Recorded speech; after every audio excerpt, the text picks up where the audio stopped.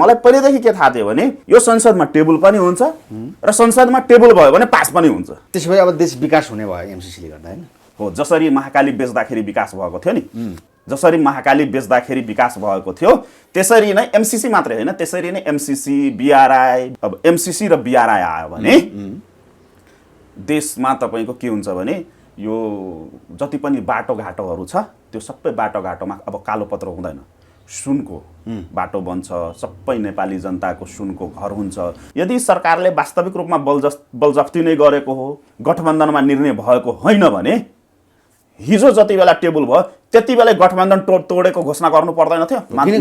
किन? त्यही त भनेको मैले, सबै तपाईको सहमतिमा, भद्र सहमति भनिन्छ क्या यहाँ। त्यो नौटंकी भइ सुरु भइसक्यो। अब जति बेला भोटिङको कुरा आउँछ त्यति बेला पुष्पकमल दाहालहरूले बाइकट गरिदिन्छ। बाइकट गर्न बित्तिकै संसद संविधानमै लेखिएको व्यवस्था के छ भने बाइकट गर्न बित्तिकै आधा घण्टाको लागि संसद स्थगित गर्छ, आधा घण्टापछि संसद खुल्छ।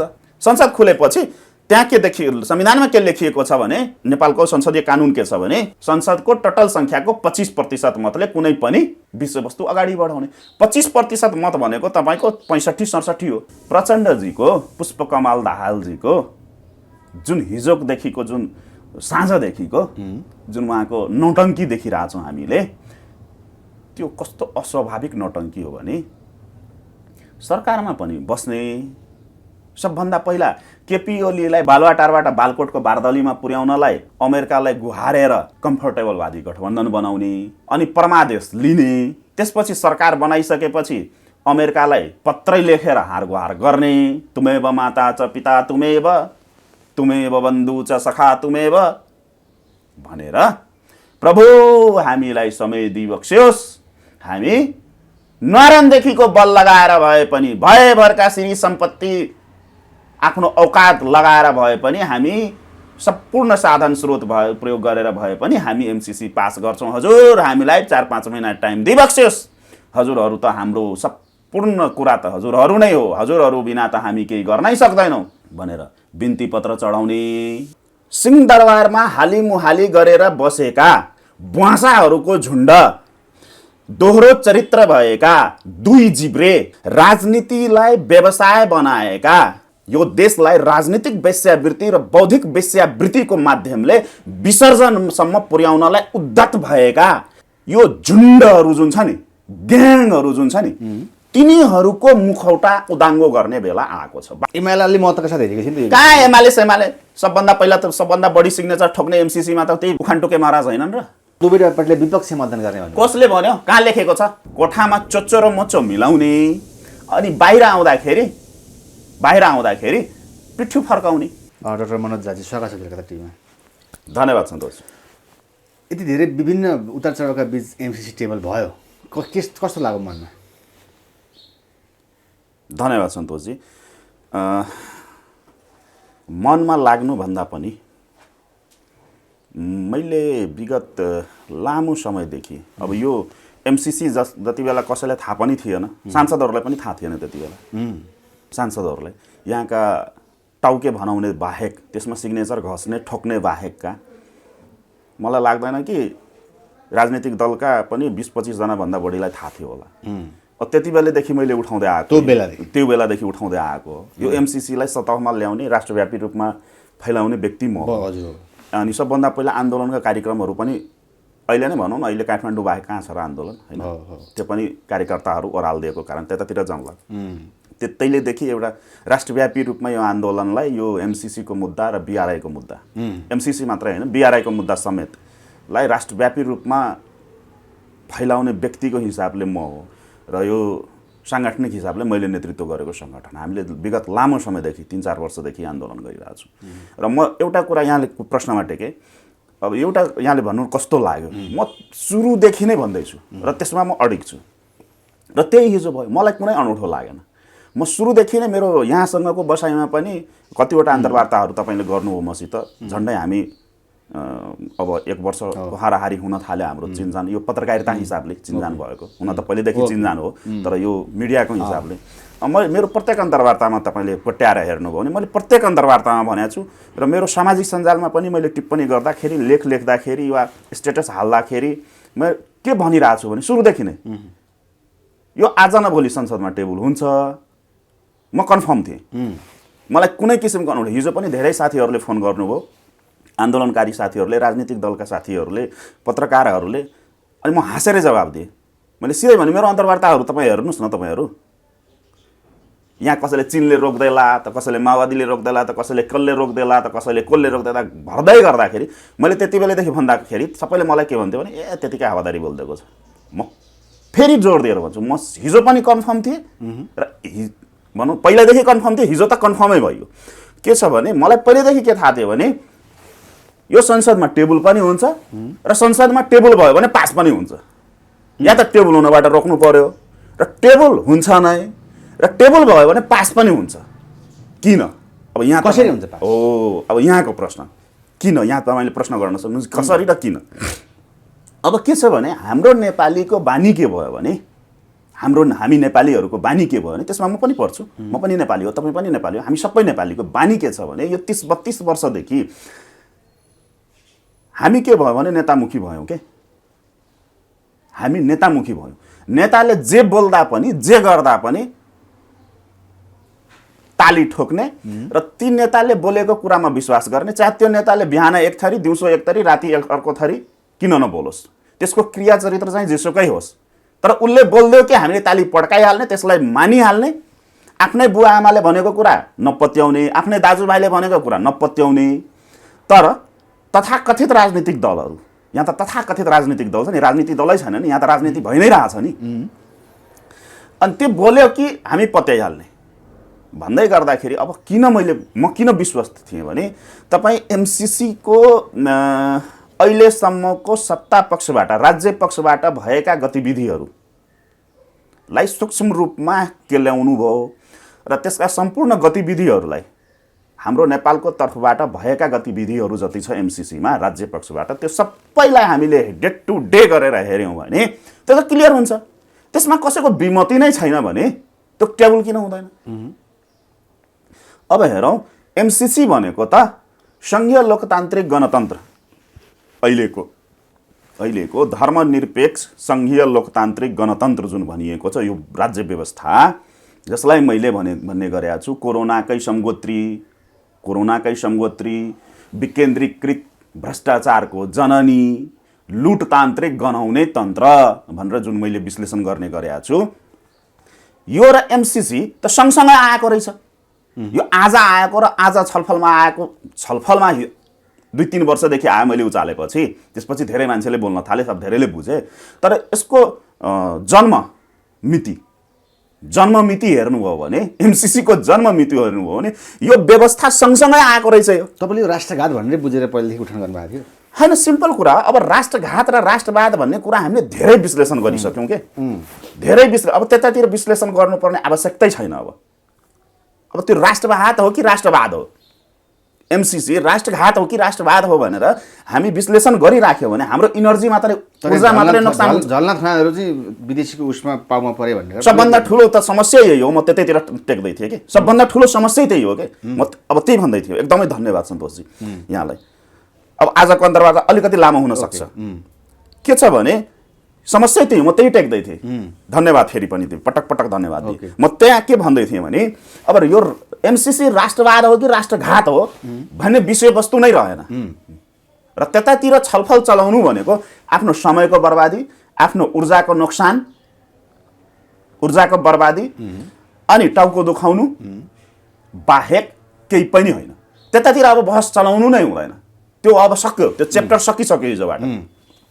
अब बहस चलाउने भनेको यी सिंहदरबारमा हालिमुहाली गरेर बसेका बुवासाहरूको झुन्ड, दोहोरो चरित्र भएका दुई जिब्रे दोहोरो चरित्र भएका, राजनीतिलाई व्यवसाय बनाएका, यो देशलाई राजनीतिक वेश्यावृत्ति र बौद्धिक वेश्यावृत्तिको माध्यमले विसर्जनसम्म पुर्याउनलाई उद्धत भएका यो झुन्डहरू जुन छ नि, ग्याङहरू जुन छ नि, तिनीहरूको मुखौटा उदाङ्गो गर्ने बेला आएको छ वास्तवमा भन्ने भने। किन, कसरी? अब हेर्नुहोस्, एमसिसीमा सिग्नेचर ठोक्दाखेरि राष्ट्रवाद हेर्ने, विकास हेर्ने, समृद्धि हेर्ने ती आँखाहरूले, ती हातहरूले आज एमसीसीलाई राष्ट्रघात कसरी बुझे त? अब तपाईहरू जस्ता राष्ट्रवादी पत्रकारहरूले, देशभक्त पत्रकारहरूले तिनीहरूलाई घेर्नु पर्यो, तिनीहरूलाई सोध्नु पर्यो। हिजो तपाईँले सिग्नेचर गर्दाखेरि राष्ट्रवाद थियो, आज चाहिँ कसरी राष्ट्रघात भयो? या त तपाईँहरूले भन्नुहोस् हामी राष्ट्रघाती हौँ, हामीले गल्ती गर्यौँ, त्यो भन्न सक्नु पर्यो। होइन भने यो तमासा के को लागि? जनता बीच यो 2007 सालपछि नेपालको कानुनी एकीकरण 2007 साल फाल्गुन 7 गतेदेखि हालसम्म आइपुग्दासम्म यो देशमा के भयो भने दाजुभाइमा भिडाउने, जनता बीच भन्न खोजेको जनता बीच भिडाउने केही मुठ्ठीभरका तत्त्वहरूले आफ्नो सत्ता स्वार्थ, राजनीतिक स्वार्थ पूर्ति गर्नको लागि जनता बीच भिडाउने, देशलाई र जनतालाई दिग्भ्रमित पार्ने जुन यहाँ खेलहरू खेलिँदैछ त्यसकै यो निरन्तरता हो। अब हेरौँ एमसीसीमा कसले सिग्नेचर गरेका छैन। कुनै एउटा तथाकथित राजनीतिक दल भनाउनेहरू र तथाकथित शीर्षस्थ नेतृत्वहरू जसले आफूलाई यो देशका ठेकेदार भनेका छन्, कोही बाँकी रहन्छ त? अब त सबैको आइसक्यो नि बायोडाटा, कसले सिग्नेचर। म त त्यति बेलादेखि भनिरहेको थिएँ, म त मेरो कुनै पनि मिडियाको अन्तर्वार्ता हेर्नुहोस्, मैले सुरुदेखि भनिरहेको थिएँ यसमा शेरबहादुर देउवा मात्रै दोषी छैनन् या केपी ओली मात्रै दोषी छैनन्। यी जति राजनीतिक दलहरू छन् कुनै न कुनै रूपमा, प्रत्यक्ष र अप्रत्यक्ष रूपमा यो 15-17 वर्षमा जो संसदमा पुगे, जति पनि संसदीय दलहरू छन् र जो सरकारमा पुगे, त्यो सबैको सहभागिता छ, त्यसमा सबैको सेयर होल्ड छ। किनभने जति पनि प्रोसेसहरू अगाडि बढेका छन्, जति पनि सन्धि र सम्झौताहरू भएका छन्, सबै क्याबिनेटबाट अप्रुभ भएर गरेका छन्। क्याबिनेटमा को पुगेन? कुन पार्टी छ यस्तो यो 15 वर्षमा संसदमा जाने, संसदमा प्रतिनिधित्व गर्ने एउटा कुनै पार्टीको नाम भनिदिनुहोस् जुन पार्टीले सरकारमा सहभागिता नजनाएको छ। चाहे त्यो राप्रपा होस्, जसरी पुगेछ त्यही भन्दैछु, राप्रपा होस्, जसपा होस्, तमलोपा होस्, सद्भावना होस्, आजको यो लोजा सपा के पापा मामा गरेका छन्, नामहरू राखेका छन्, चाहे त्यो माधव कुमार नेपाल होस्। अब यो त भइगयो एल्चा बेल्चा, अस्ना पस्ना, झोले झम्टे पार्टी। संसदभित्र दुई थरीका पार्टीहरू छन् के, यो सङ्घीय लुटतान्त्रिक भनौँ न, गणतन्त्र, यो गनाउने तन्त्र आएदेखि संसदमा दुई थरीका संसदीय पार्टीहरू छन्। एउटा भएको झोले झम्टे, अस्ना पस्ना, एल्चा बेल्चा पार्टी, त्यो भनेको यो खतराङ खुत्रुकै पार्टीहरू। र थोक विक्रेताहरू भनेको त तीनवटा, एमाले, काङ्ग्रेस र माओवादी। त्यसैबाट त्यो कहिले नेकपा बन्ने, कहिले दुई पाइलट बनेर उडाउने, त्रिभुवन अन्तर्राष्ट्रिय विमानस्थलमा टेकअप गर्न पाएको छैन, क्रास हुने, त्यो पनि भयो। काङ्ग्रेस यहीहरू त छ नि। अब माधव कुमार नेपाल भन्नुहोस्, जिन्दगीभरि राजनीतिमा जन्मेदेखि लिएर हालसम्म जहिले पनि नेतृत्व गरे पार्टीको, होइन?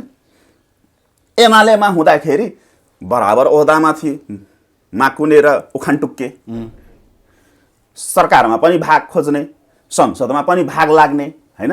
बपुटी प्रपर्टी जस्तो यहाँ त राजनीतिमा त्यही छ नि त, पुर्खोली सम्पत्तिमा हामी भाग खोज्छौँ नि त, त्यसरी त यहाँ राजनीतिक दलमा पनि भाग हुन्छ, ग्याङहरू गुटहरूको भाग हुन्छ, सबै पार्टीमा छ। त्यो गुट नभएको त पार्टी नै छैन, समूह र उपसमूहहरू नभएको, ग्याङहरू, देशद्रोही ग्याङहरू नभएको त कुनै पनि पार्टी छैन। अनि त्यति बेला केपी ओलीको, यदि केपी ओली राष्ट्रघात, अहिले जुन भनिरहेछन् केपी ओलीलाई राष्ट्रघाती, केपी ओलीले राष्ट्रघात गरेका रहेछन्, त्यति बेला माकुने चाहिँ के प्याक लगाएर सुतेका थिए त? त्यति बेला कठालो समात्नु पर्दैन थियो केपी ओलीलाई, किनभने क्याबिनेटबाट गएको छ नि, र क्याबिनेटमा त माकुनेको पनि मान्छेहरू त थियो नि। त्यति बेला के गरे? त्यति सँगसँगै अहिले भीमरावलाई हेर्नुहोस्, गला फाटी चिच्याई संसददेखि विभिन्न मिडियामा गएर त्यो कागजको पोकोहरू लिएर यस्तो राष्ट्रघात, उस्तो राष्ट्रघात, यता राष्ट्रघात, उता राष्ट्रघात भनेका छन्। सन् 2015-16 ताका उनी रक्षा मन्त्री थिए। एमसीसी प्रोसेस प्रारम्भिक चरणमा त्यही बेला प्रवेश गर्यो, अनि त्यति बेला रक्षा मन्त्री भनेको त सान्तिनो कुरा होइन नि।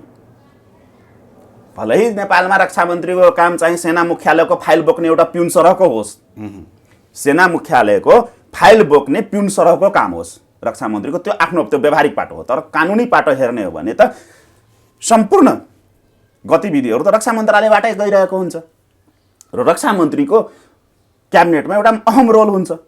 अनि त्यति बेला भीम रावल कहाँ थिए त क्याबिनेटबाट अप्रुभ हुँदाखेरि? के गरेर बसेका थिए त? त्यति बेला अमेरिका जिन्दाबाद गरेर बसेका थिए त भीम रावल? त्यति बेला अमेरिका जिन्दाबाद गरेर बसेका थिए त? अहिले राजनीतिक सकिएको बेलामा अमेरिकालाई गाली गर्न मिल्छ भनेपछि के हो भने यो सबै गतिविधिहरू छन्। बाबुराम भट्टराई, खिलराज रेग्मी, झलनाथ खनाल त आलटल नगरी गर्नु भनेकै छैन। होइन, त्यतातिर त जमला उसले किन कसरी बोलिरहेछ। म एज अ होलमा भन्दै यहाँको प्रश्नमा म थिएँ। एज अ होलमा यो 15 वर्षमा जति पनि सरकार बनेको छ त्यो सबै सरकारले यसमा सिग्नेचर ठोक्या रहेछ, सही छाप औँठा छाप लगाएको रहेछ भने त्यही भएर म कन्फर्म थिएँ यो टेबल हुन्छ नै, र टेबल भयो भने पास हुन्छ नि। त्यसो अब पास हुन्छ? पास भइसक्यो, हिजै भइसक्यो। यो पहिल्यै पास भएको हो क्या। यो तपाईँको सिग्नेचर गर्दै गर्दा जब तपाईँ अब अर्को तरिकाले सबै नेपालीले बुझ्ने भाषामा बोल्नु, कुनै परिवारमा 5 जना सदस्य छन्, कुनै परिवारमा 5 जना सदस्य छन्, पाँचैजना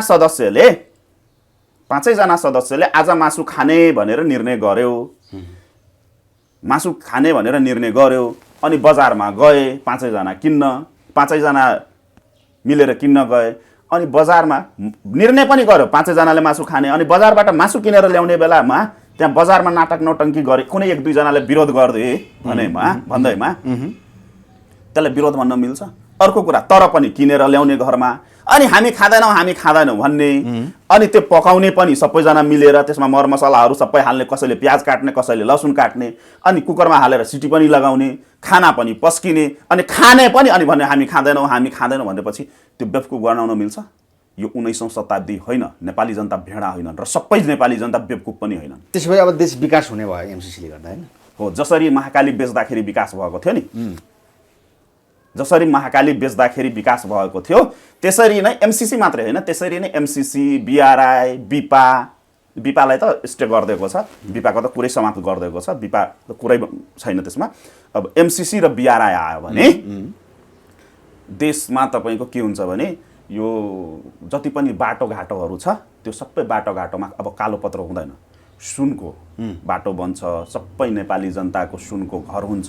जुन देशमा 18 खर्ब रुपियाँ वार्षिक बजेट बनाउँदाखेरि, 10 खर्ब रुपियाँ वार्षिक बजेट हुँदाखेरि एउटा सिनको भाँचिँदैन, एउटै व्यक्ति 5-5 चोटि प्रधानमन्त्री हुँदासम्म एउटा सिनको भाँचिँदैन, त्यो देशमा अब त्यो 55 अर्ब रुपियाँले, जुन देशमा तपाईँको 80-85 अर्ब रुपियाँ एउटा एन्सेल जस्तो कम्पनीको उठाउन सक्दैन कर र त्यसलाई मिनहा गरिन्छ। अब यो त समृद्ध राष्ट्र हो नि त, विश्वको सबभन्दा समृद्ध राष्ट्र भनेको त नेपालै हो।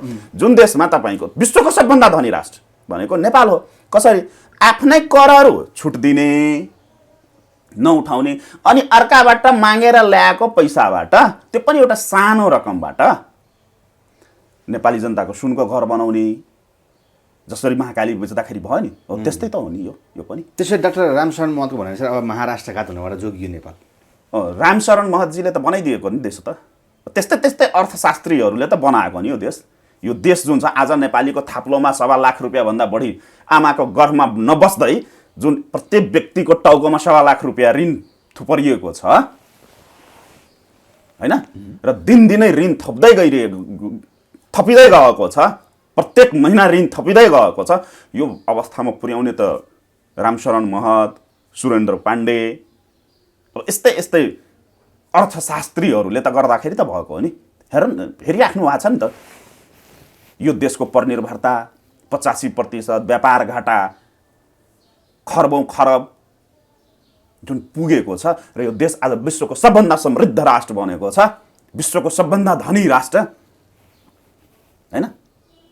त्यस्तै अर्थशास्त्र। प्रचण्डको भनाइ त हिजै उहाँले भन्नुभयो कि हाम्रो भनाइ विपरीत काम भयो। हो, अब चाहिँ यतातर्टि टेकौँ। अब हेरौँस् के छ भने प्रचण्डजीको मैले ट्विट हेरेको थिएँ। अब अवस्था के छ भने देशको अवस्था र यो राजनीतिक प्रणाली जुन छ यो राजनीतिक प्रणाली नै भनेको के हो भने सन्तोषजी, त कुटे जस्तो गर्नु, म रोए जस्तो गर्छु। चोच्चो र मोचो मिलाउने कोठामा चोच्चो र मोचो मिलाउने, अनि बाहिर आउँदाखेरि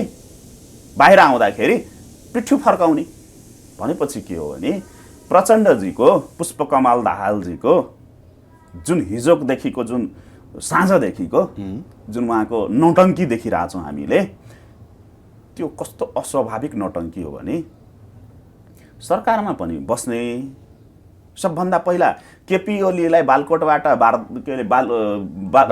बालुवाटारबाट बालकोटको बारदलीमा पुर्याउनलाई अमेरिकालाई गुहारेर कम्फर्टेबलवादी गठबन्धन बनाउने, हैन, कम्फर्टेबलवादी गठबन्धन बनाउने, अनि परमादेश लिने। त्यसपछि सरकार बनाइसकेपछि अमेरिकालाई पत्रै लेखेर हारगुहार गर्ने, तुमेव माता च पिता तुमेव बन्धु च सखा तुमेव भनेर, प्रभु हामीलाई समय दिइबक्स्योस्, हामी न्वारानदेखिको बल लगाएर भए पनि, भयभरका श्री सम्पत्ति आफ्नो औकात लगाएर भए पनि, हामी सम्पूर्ण साधन स्रोत प्रयोग गरेर भए पनि हामी एमसीसी पास गर्छौँ हजुर, हामीलाई 4-5 महिना टाइम दिइबक्स्योस्, हजुरहरू त हाम्रो सम्पूर्ण कुरा त हजुरहरू नै हो, हजुरहरू बिना त हामी केही गर्नै सक्दैनौँ भनेर बिन्ती पत्र चढाउने अमेरिकालाई। अनि त्यो भइसकेपछि यहाँ नाटक नौटङ्की रच्ने, सरकारमा पनि बस्ने, अनि सामाजिक सञ्जाल र प्रेस विज्ञप्ति मार्फतमा विरोध गर्ने। तर उहाँहरूले अहिलेसम्म एकैछिन त्यति मात्रै होइन, अनि एमसीसी कसरी पास गर्ने त्यसको रणनीति पनि आफैले बनाउने, एमसीसी टेबल गर्ने रणनीति पनि आफैले बनाउने, एमसीसी पास गर्ने रणनीति पनि आफैले बनाउने, अनि अन्तर्राष्ट्रिय शक्ति केन्द्रहरूलाई पनि आफैले गुहार्ने। हामी सकेनौँ है, अमेरिकाले हामीलाई मार्न आँट्यो है, अब हामी सिद्धियौँ है, बचाइदिनु पर्यो हजुर, अमेरिका त धेरै टाढा छ, तपाईँ त छिमेकी हो, हामी पनि कम्युनिस्ट हौँ, तपाईँहरू पनि कम्युनिस्ट हो, कम्युनिस्टले कम्युनिस्टलाई साथ दिएन भने कसले दिन्छ हो भनेर हारगुहार पनि गर्ने, चाइनासँग हैन, त्यो सबै गर्ने। यस्ता महान क्रान्तिकारी चरित्र देखाउने, महान क्रान्तिकारी चरित्र हो नेपालको सन्दर्भमा भन्ने हो भने। अब हेर्नुहोस्, प्रचण्डले नि पास गरिरहेछ नि, प्रचण्डले हिजो टेबल गरे, हिजो पुष्पकमल दाहालकै रणनीति माधव कुमार नेपालको समर्थनमा, पुष्पकमल दाहालको रणनीतिमा माधव कुमार नेपालको, झलनाथ खनालको समर्थनमा बनाइएको, तानाबाना बुनिएको ग्रान्ड डिजाइन तहत संसदमा टेबल भयो। तर उहाँहरू दुवै पार्टीले विपक्षी मतदान गर्ने भन्नु कसले भन्यो? कहाँ लेखेको छ? हिजोदेखि भन्नु आएन। यो राजनीतिक चरित्र, यो त्यसैले मैले भनेको छु, यो राजनीतिक वेश्यावृत्ति हो, यो राजनीतिक चरित्र होइन, यो राजनीतिक वेश्यावृत्ति हो। तपाईँले एमसीसी पास गर्छु, एमसीसी टेबल गर्न दिन्छु, तपाईँ पहिला चोलेन्द्र शमशेर जबलालाई महाभियोग लगाउनुहोस् है भनेर महाभियोग प्रस्ताव लाने, त्यसपछि अर्को नाटक गर्न, के अरे घोषणा भएको संसदीय निर्वाचनलाई स्टे गराउनुहोस्, अन्तरिम गराउनुहोस्, अनि हामी टेबल गर्छौँ भनेर एउटा अर्को भद्र सहमति गर्ने। अनि त्यसपछि आफै सरकारमा भएको बेलामा सरकारमा पनि बस्ने, संसदमा यदि उहाँहरू विरोधमा भइदिएको भए संसदमा हिजो किन माओवादीका कुनै पनि नेताले विरोध जनाएन?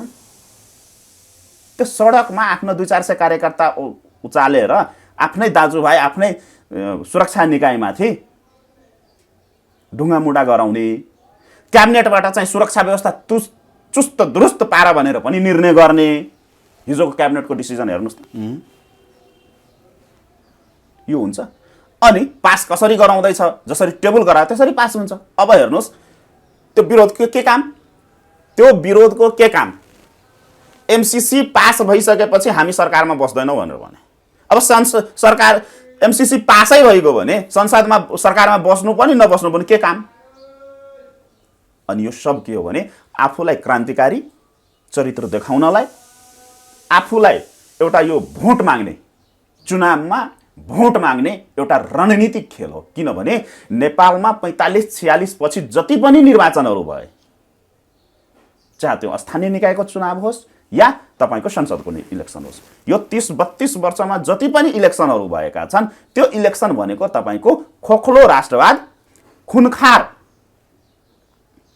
खुनखार राष्ट्रवाद भनेपछि विदेशीलाई गाली गर्दै आफूलाई राष्ट्रवादी देखाउँदै नेपाली जनतालाई भेडा बनाउँदै मत कलेक्सन गर्ने एउटा परिपाटी बनेको छ के हो। त्यसैको तानाबानाहरू हो।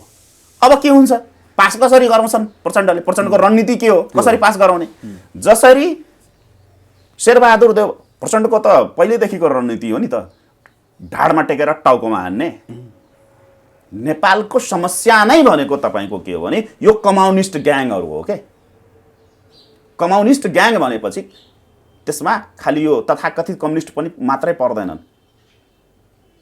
यो अमेरिकाको राजनीतिक पार्टी के नाम हो, नेपाली काङ्ग्रेस भन्ने, त्यो पनि कम्युनिस्टमै पर्छन्। यो संसदीय दलभित्रका सबैलाई भनेको मैले कम्युनिस्ट के छ भने, अब हेर्नुहोस्, यदि त्यस्तै हो भने, यदि बलजफ्ती सरकारले जुन ट्विटको कुरा तपाईँले गर्नुभयो त्यो ट्विटमा टेक्ने हो भने, यदि सरकारले वास्तविक रूपमा बलजफ्ती नै गरेको हो, गठबन्धनमा निर्णय भएको होइन भने हिजो जति बेला टेबल भयो त्यति बेला गठबन्धन तोडेको घोषणा गर्नु पर्दैन थियो? किन? त्यही त भनेको मैले, सबै तपाईँको सहमतिमा, भद्र सहमति भनिन्छ क्या। यहाँ नेपालमा के एउटा शब्द छ क्या राजनीतिमा, भद्र सहमति। त्यो कोठे सहमति, त्यो चोच्चो र मोच्चो मिलाउने भने नि मैले, त्यो चोच्चो र मोच्चो मिलाउने लाई भनिन्छ भद्र सहमति, कोठामा बसेर। यदि त्यस्तै हो भने, पुष्पकमल दाहालले गरेको ट्विट अनुसार नै सबै कुरा हो भने, हिजै त्यही संसद भवनमा त्यहीँनिर जति बेला संसद के अरे एमसीसी टेबल भयो त्यति बेलै माकुनेर पुष्पकमल दाहाल, झलनाथ खनाल, त्यही त पत्रकारहरू तपाईँहरू सबै त्यही त हुनुहुन्थ्यो। त्यहीँनिर यो गठबन्धन आजैदेखि अहिलेदेखि टुट्यो, हामी सरकारबाट बाहिरियौँ भनेर घोषणा गर्नु पर्दैन थियो? बेवकुफ बनाउने हो, चुतिया बनाउने जनतालाई। हामी बुझ्दैनौँ, हामी राजनीति गरिरहेको छैनौँ, तिनीहरू मात्रै राजनीति गरिरहेको छ। हिजो संसदमा उहाँकी बुवाले चाहिँ मजाले हाँसी उनको त रणनीतिहरू सबै सफल भइरहेछ। विरोध गरेको देखिएको थियो। कहाँ विरोध गरेको थियो? बुहारीले चाहिँ बिएनमा। अब त्यस्तै हो नि त, अथवा उहाँसँग नेता केही पनि कसैले विरोध गरेको छैन। त्यहाँ तपाईँको संसदमा उभिएर नारा लगायो त? त्यो बाहिर आएर मिडियामा स्टन्ट गरेर हुन्छ?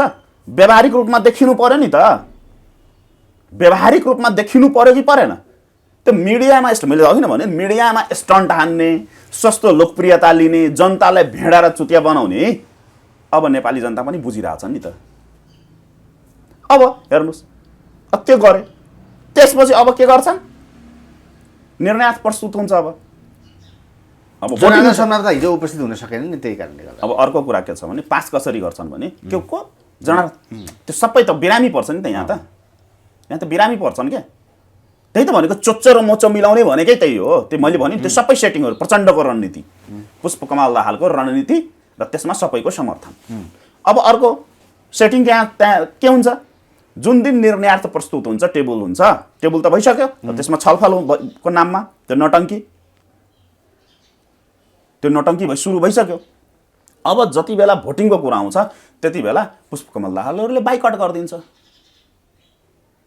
बाइकट गर्न बित्तिकै संसद संविधानमै लेखिएको व्यवस्था के छ भने, बाइकट गर्न बित्तिकै आधा घन्टाको लागि संसद स्थगित गर्छ, आधा घन्टापछि संसद खुल्छ। संसद खुलेपछि त्यहाँ के देखियो, संविधानमा के लेखिएको छ भने, नेपालको संसदीय कानुन के छ भने, के अरे टोटल सङ्ख्याको, संसदको टोटल सङ्ख्याको 25% मतले कुनै पनि विषयवस्तु अगाडि बढाउने। 25% मत भनेको तपाईँको 65-67 हो। 65-67 हो। त्यतिजना त तपाईँको काङ्ग्रेस र यो लोसापा, यो महन्त ठाकुर भन्ने को पार्टीको आउँछ, पुग्छ मत। त्यसपछि बाबुराम भट्टराईहरू जो समर्थनमा छन् बोलिरहेका, तिनीहरू पनि हुन्छन्। त्यो भनेपछि 80-90 जना पुग्छ। अनि 80-90 जना पुगेपछि त्यहाँ भोटिङ हुन्छ। भोटिङ भएपछि 80-90 जनाले भोट हाल्छ। अनि म्यासेज के जान्छ? सर्वसम्मतिले पास हो। त्यहाँ 2/3 4/3 हुँदैन त्यसपछि, किनभने उपस्थित सङ्ख्याले सदन चलाउन पाउने र उपस्थित सङ्ख्या सबैले भोट गरेपछि त्यो सर्वसम्मति भयो कि भएन? अनि त्यसपछि बाहिर आएर फेरि पब्लिक स्टन्ट के गर्छन् भने, यिनीहरूले अब चाहिँ हाम्रो विरोध थियो, हामीले विरोध पनि गऱ्यौँ, हामीले बहिष्कार पनि गऱ्यौँ, अब हामी सरकारबाट बाहिर। अनि त्यसपछि त्यो सरकारबाट बाहिरिए पनि नबाहिरिए पनि के फरक पर्छ? एउटा कुरा त्यो छ। रणनीति। अर्को रणनीति के छ भने यिनीहरूको सबैको मिलिजुली रणनीति हो। त एमाले सेमाले झाले माले खाले सबैको रणनीति त्यही हो। एमआईएलले महत्त्वका साथ हेरेको थियो नि त। कहाँ एमाले सेमाले सबभन्दा पहिला त सबभन्दा बढी सिग्नेचर ठोक्ने एमसीसीमा त त्यही के अरे उखानटोके महाराज होइनन् र? महाकाली बेच्नेदेखि लिएर मैले त भने त यो कम्युनिस्टहरू नै तपाईँको देशको समस्या हो के। र जति पनि राष्ट्रघातीहरू हुन्छ त्यसमा कम्युनिस्टहरूको कम्युनिस्ट बनाउनेहरूको कुन राष्ट्रघातमा अग्रणी भूमिका छैन। यो सब सेटिङ हो, सबैको मिलिजुलीमा भइरहेछ यो सबै खेल। त कुटे जस्तो गर्नु, म रोजे जस्तो गर्छु, म उफ्रे जस्तो गर्छु, त बसे जस्तो गर्नु, म विरोध गरे जस्तो गर्छु, तिमी समर्थन गरे जस्तो, यहाँ ग्याङहरू छ के। र वास्तविकमा सबैको नभए त्यति मात्रै हुँदैन। अनि त्यसपछि यिनीहरू भोट माग्न जान्छन् अनि आफूलाई राष्ट्रवादी देखाउँछन्। अब अर्को त्यहाँ के भनिएको छ, अमेरिकाले भनिरहेछ म संशोधनको एउटा कमा फुल स्टप चेन्ज गर्दिनँ। अब यिनीहरू बाउ चिच्याइरहेछन् कि हामी संशोधनको लागि सङ्कल्प प्रस्ताव पारित गर्छौँ रे। त्यत्रो आजसम्म कुन सङ्कल्प प्रस्तावले के नै नापेको छ र यहाँ नेपालमा? त्यो धारा 5 को उपधारा 1 मै लेखिएको छ। अन्त धारा 5 को उपधारा 1 मै लेखिएको कुरा फेरि संसदबाट किन पास गर्नु पर्यो? यो सब के हो भने तेल नुन लगाउने, आफ्नो फेस सेभिङ गर्ने रणनीति मात्र। किनभने एमसीसीमा त सबै फसिसकेका छन्। एमसीसीमा त कोही बाँकी छैन। दुधले धोएको त कोही पनि छैन, गङ्गाजलले पखालेको त कोही पनि छैन। सबैको अनुहार त्यसमा नाङ्गिएको छ। अब त्यो नाङ्गिएको अनुहारलाई, त्यो कालो मोसो लागेको अनुहारलाई यिनीहरूले पोलिटिकल स्टन्टको माध्यमले, मिडिया स्टन्टको माध्यमले आफ्नो फेस सेभिङ गर्ने, अन्तर्राष्ट्रिय शक्ति केन्द्रहरूलाई चुतिया बनाउने, भिडाउने। अमेरिका चीनको कुरा अब के हुन्छ त्यसपछि सम्बन्ध नेपालसँग? हैन, अमेरिका चीनको सम्बन्ध केही पनि छैन। कहाँ चीनले कहाँ के बोलेछ र? कसले भन्यो चीनले यहाँ आएर जुत्छ र भनेर? चीनलाई त पुष्पकमल दाहालले गुहारेर मेरो जान बचाइदिनुस् पर्यो, मैले जथाभावी बोले, अमेरिकाले मलाई ठोक्न थाल्यो भनेर चीनलाई हार गुहार गरिदिएको। र चीनको जुन स्टेटमेन्टलाई यहाँ उचालिएको छ त्यो स्टेटमेन्ट त मैले पनि पढेँ नि, ग्लोबल टाइम्सको। तपाईँले चाह्यो भने मै पठाइदिन्छु। अब के छ भने त्यो इङ्ग्लिसमा लेखिएको छ। अब यहाँका नेताहरू भनाउनेहरू त कति पढे लेखेका छन् र कति इङ्ग्लिस जानेका छन् त्यो सबैलाई थाहा भइसक्यो। अब एक थरीले राष्ट्रघात हेर्छ, अर्को थरीले राष्ट्रवाद हेर्छ। नेपाली पढ्न नजानेका नेताहरू जसले संविधानलाई, आफैले लेखेको संविधानलाई आफ्नो अनुकूल व्याख्या गरेर हिँड्ने देशमा त्यो ग्लोबल टाइम्समा डिप्लोमेटिक कुराहरू लेखिएको के अर्थ लगाउँछन् होला? र त्यो निर्देशन अनुसार यहाँ न्युज बजाउने मिडियाहरू, नेताको निर्देशनमा न्युज भन्ने, नेताको निर्देशनमा मेन स्ट्रिम भनाउँदाहरू, पोलिटिकल स्ट्रिम जसलाई मैले भने गरेको छु, तिनीहरूले न्युज बनाउँछन्। त्यहाँ के लेखेको छ? त्यहाँ त पुरै डिप्लोमेटिक भाषा प्रयोग गरिएको छ नि त। त्यहाँ सिधै भनेको छ, मलाई तिमीहरूले किन जबरजस्ती तान्यो, मलाई जबरजस्ती नताना भनेर भनेको। अमेरिकाले पनि छोइदियो नि त, इनकेस पास भयो भने चाइनाले रोकेको भन्ने बुझ्छौँ। अमेरिकाले चाहिँ युद्धको उद्घोष गरेको हो, शङ्खनाद गरेको हो। चाइना चाहिँ पन्छिन खोजेको। चाइना आजसम्म विश्वको कुनै पनि देशको राजनीतिमा चाइना कहाँ अगाडि बढ्यो? चाइना कुनै पनि देशको मित्र राष्ट्र हुँदै होइन नि। चाइना भनेको विशुद्ध रूपमा एउटा व्यापारिक राष्ट्र हो। अर्को कुरा, नेपालको लागि चाइनाले अमेरिकासित किन पंगा लिन्छ?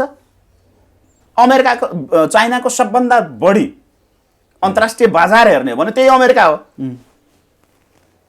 जहाँ खरबौँ ट्रिलियन डलरको व्यापार छ त्यसको, हैन? अनि नेपाल जस्तो राष्ट्रको लागि उसले अमेरिकासित किन पंगा लिन्छ बिना कामको? नेपालको लागि उसले भारतसित किन पंगा लिन्छ? चाइनाको सबभन्दा ठुलो व्यापारिक कन्ट्री भनेको अमेरिका, दोस्रो व्यापारिक कन्ट्री भनेको भारत। त्यसो भए मनोज, अबको चुनावमा के काङ्ग्रेस भित्तामा पुग्छ? कहाँ पुग्छ? त्यो आफ्नो पाटो हो। अब राष्ट्रवादी चरित्र देखाउँछ, जसले ठुलो राष्ट्रवाद देखाउँछ, जसले के छ भने चुनावमा, नेपालको चुनावमा के हुन्छ भने जसले जति नेपाली जनतालाई भेडा बनाउन सक्यो, जसले नेपाली जनतालाई जति चुतिया बनाउन सक्यो, ऊ चाहिँ अगाडि बढ्ने। त्यही अनुसारको संसदमा क्रम सङ्ख्या थपिने हो क्या। बुझ्नु भएन?